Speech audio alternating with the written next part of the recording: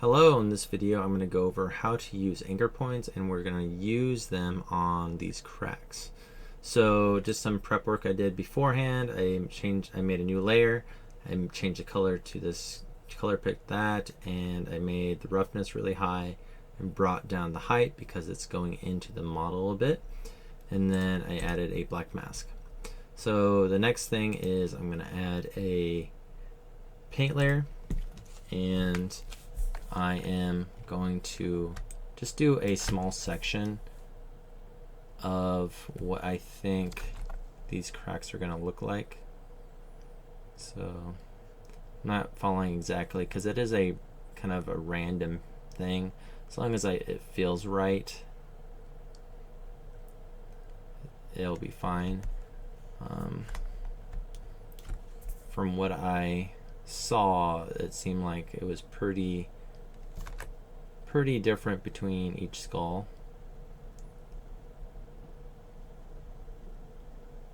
Consistent thing that it was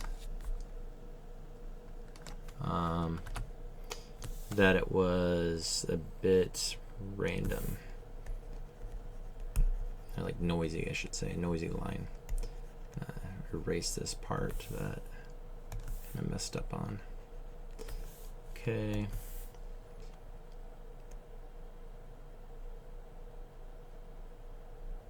So something like this.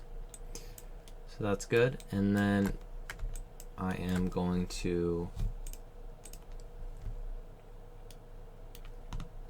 there we go.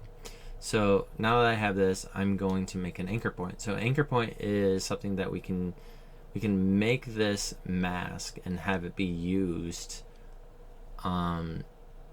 live over many different places. So I can right click this and say add anchor point, and it will create this anchor point. So let's duplicate this. So I'm going to duplicate, well actually let's not duplicate. I'm going to add another layer, another fill layer. I'm going to turn off the color, and I'm going to try to do something where it's kind of beveling out on the outside, or I can do like a bleeding effect. Maybe I'll just do a bleeding effect. So I'll change that back to color. I'll turn off everything. Maybe I'll keep on roughness and turn off everything else, and say wherever it's like kind of like getting darker around that line, it gets a little bit rougher. So I'm going to bring up the roughness, and I'll do like a black, or I can even just color pick with that original color, this from the crack. And then I am going to add a black mask, and then I'm going to add a fill. So add a fill. So I'm using a fill because I can click on that grayscale button and go to anchor points, and this is the list of all your anchor points that are below it. So that's an important thing that you need to understand. Your anchor point needs to be below on the layer stack for it to be used above. So if I moved this above it, it would break it. See, it turned red. So it's not actually referencing it then. So now I am going to, right now it's basically overlaying on top of it. And you can do things like, right now it's the same color, so I could change the color if I wanted to. And you can do things like that, and it's not, that fill layer is not in there. So, or that that paint layer is not in there, and I can change this on the fly if I need to. But you can also do effects, which this is where it becomes kind of powerful. So I can right click and add a filter and do a blur, and to get that darkness. So I can bring up the intensity even, and then I can even go and say bring up add a level so that I can intensify that kind of effect. So there it's going. Let me bring up the blur a bit more, so it's starting to show up more. Push even more. So I'm getting that kind of darkening effect that goes around it. and maybe it's too consistent. Maybe I need to add another fill and multiply a noise over it. So maybe I could use clouds 1 and do a triplanar and then multiply. So it's becoming less like computerized I'm overlaying these things and removing them in a way that makes it feel more natural. So I can bring up the contrast if I need to. No, I think that's good.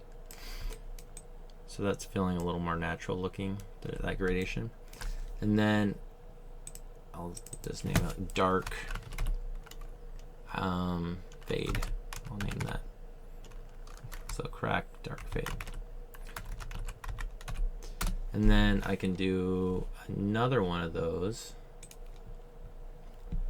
And I'll do like a bumping effect that I see like in the back of the head. I was seeing that a lot, and sometimes even on the side it's bumping out where those cracks are happening,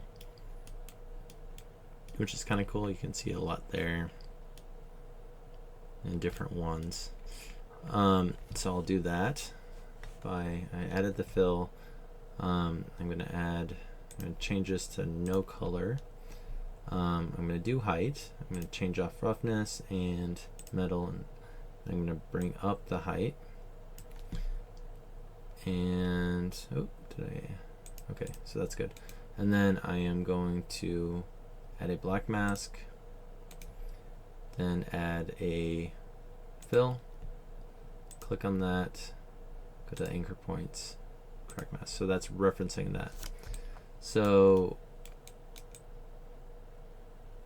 what it's doing is pushing out where everything, it's pushing out the crack, and I kind of need it to do the opposite. So I'm going to change this. Actually, I'm going to push it out, and then what I'm going to do is fill it. So add a blur, sorry. I'm going to add a blur, add filter, do a blur. See how it's pushing out now? So it's that kind of effect. And if it's not enough, then I can do it at levels, push it out more, bring up my blur, so now it's bumping out around that area. And if it's kind of pushing out where the bump is too, so I can even add another fill, put in my anchor point crack, and then just I will multiply it. So it's masking out some areas there. I don't like that. Never mind. So you're kind of seeing how that's you're adding complexity, and then you can go over to your original crack here, go to your paint layer, and now I can easily just start painting in here, and that bump and all that stuff that I added in before will just automatically be applied. So it's actually bumping out, darkening. And I can even go over here.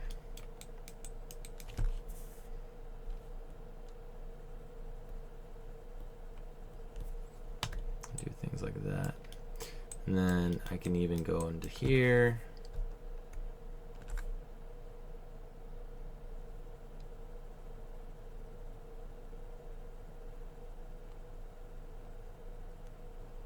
Start adding this kind of detail.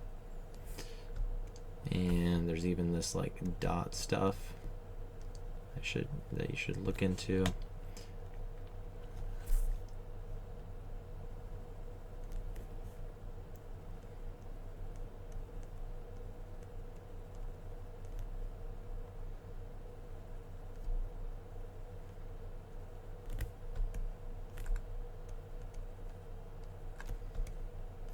And if you want, you can get into this stuff. There's little dots. It's punching in a bit. Get really detailed. So I'm just going to be going through and adding these kind of things. These actually are all over, so I found a chart of it. So this is kind of the placement for all those kind of different bones of the skull. So feel free to look through that and make a cool skull this way. See you in the next video.